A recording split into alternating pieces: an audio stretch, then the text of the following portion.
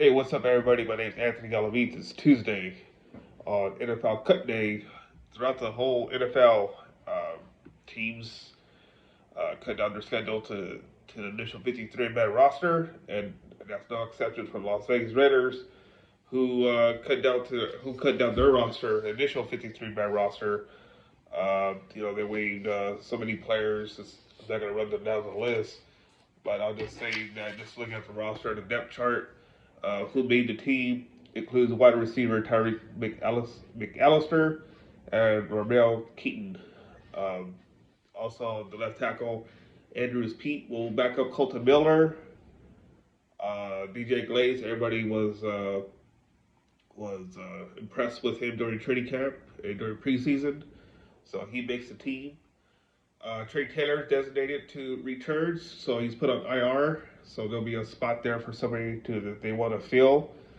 Tyree Wilson, I mentioned about him, where I feel that you gotta give him a chance to showcase what he can do, and I think that with Max Crosby and Christian Wilkins, they'll do such thing where they'll teach him and get him going. I don't think there's a cause for concern during training camp or preseason, although he didn't play in the last game against the 49ers. Defensive tackle Byron Young and Nessa J. Severa makes a team initially, 53-man roster, that's why they call it as that. Amari Gainer and Amari Birdie, both linebackers, make the squad as well. So there'll be at least 7 linebackers for the Raiders. Quarterback, no surprise there. Brandon Faison, still on the team, although he's hobbled with injury. So he makes the team. They're hoping that he'll get going. But looking at the roster, wide receiver, touch on Tyreek and Ramil. Going to the list, not many surprises here. Raiders going to go with 3 tight ends: Brock Bowers, Michael Mayer, and Harrison Bryant. 2 quarterbacks. Gardner Minshew and Aiden O'Connell. They cut Nathan Peterman, and also they cut Carter Bradley. I had to think about that for a minute. Carter Bradley wouldn't surprise me. They're bringing back on the practice squad, 16-man roster practice squad. Initially, looking at the 53-man roster, I think there's a lot of talent there, and for the Raiders to do something on the field, offensively and defensively. I know there was some concerns about the defense, but I don't think there's anything to be worried about. Oh, look at Dylan Lobby makes a roster initially. I think he'll stay on. I was impressed with him. I'm sure others were as well. That's why he's on the roster. So I'm going to make my predictions on the 16-man roster, 16-man practice squad. Not going to dive into the roster. But like I said, I just think that there's a lot of talent there for the Raiders to do something.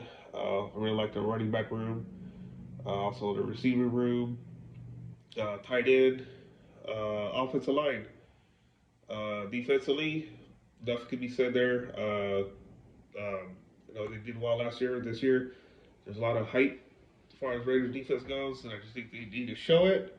Beginning with the Chargers, Week 1, September 8th, from SoFi Stadium. 16-man roster, practice squad. It's hard to predict who's going to stay on. Wouldn't surprise me, David Algoa makes it. Again, I mentioned Carter Bradley, that's 2. Brate Brown, got to keep him. Matt Butler, I'll keep him. Cole Fotheringham, I'd keep him as well. Will Governor, if nobody picks him up, that's a must. You got to keep him. As well as possibly Jadon Grant. And let's see, going there. Sincere McCormick, I would keep as well on the practice squad. Will Putnam, center. Let's see here. I went with 1 tight end. There's also John Samuel Shaker. Charles Snowden, that's a must. Dalton Wagner, too. Sam Webb. I don't know. We'll see more tomorrow what the Raiders will do as far as their 16-man practice squad. I anticipate that they'll pick up somebody on the waiver wire, and thus cutting somebody that's initially on the 53-man roster. So we'll know more tomorrow about that. We'll roll out a trade. As far as which position, don't know. So we'll see. But I'm gonna keep this short. There's a lot to be had today. There's a lot of content out there. People talk about the Raiders. But I just want to give a quick rundown on my end of what I thought. I'll probably dive into more as the season, before the season starts. Again, my name is Anthony Galavese. Hit the like, subscribe button. We'll talk soon. Like I said, the mental part of the game. GA, he's all about developing players, and that's something I really, really appreciate from him. You know, he's changed my game a lot ever since he stepped into this building, and he's a very great coach.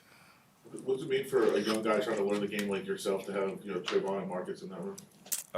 Obviously, two very super talented, super smart guys, and I take the opportunity every day to be able to learn from them. Ever since I stepped into those buildings, those are guys that I look up to, and like I said, they go out there on Sundays and ball all the time, and that's something I aspire to do as well. I think I just got the idea just during training camp, continue to work, you know what I'm saying? I felt like I was getting better and better every day.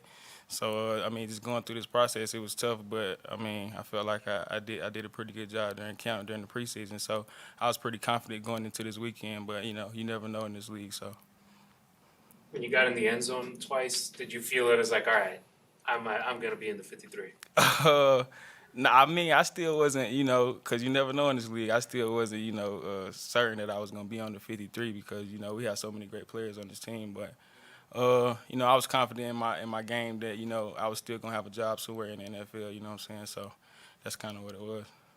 Tom Telesco today said that guys that make this initial 53 man, he doesn't have those conversations with them. They just should feel like they're coming to work all day. So how did you find out that you were on this initial 53 man?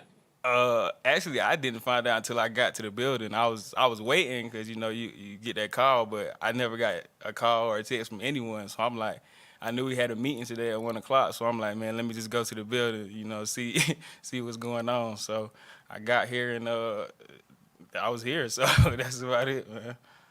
Did that kind of infamous Jets Hard Knocks clip go through your mind? Like, I hope I don't try to get in and the door's And locked. then, actually, my dad was talking about that. He was like, did you see that clip? I was like, yeah, I saw it. I was like, hopefully they don't do it to me when I get there. So, yeah, that was going through my mind. Actually, that's crazy. You kind of took a chance on yourself by going up to Canada, but and who knows how that would have worked out. But in retrospect, now that you look back on it, how big was that for you to kind of open some people's eyes in that league? I felt like it was very big. I would say probably the most important decision I made in my life to go into Canada because I knew when I was in Denver, I didn't get to play in the preseason, so it was tough for teams to really evaluate me, knowing I hadn't played and just going off my college film. So making that move, it was difficult, but I feel like it was the best. Before I got here, so that was the main thing. And then coming up here on a 30 visit, I got to see the scheme and got to hone in on a little bit more specific stuff that I'd be doing when I got here. So it was perfect. How did you find out the news today that you were part of the 53? Yeah, I found out on Instagram, social media, just like everybody else. A bunch of people were texting me, asking me, and they got no response. So, it was cool today to find out that I could, have a chance to help this team succeed and help this team win. So I'm excited to, get out here and play some football. The first time you've gone through a situation like that, was there any anxiety or nerves today, or did you feel pretty good about it? Yeah, I let my play speak for itself and give it all to God. That was the main thing.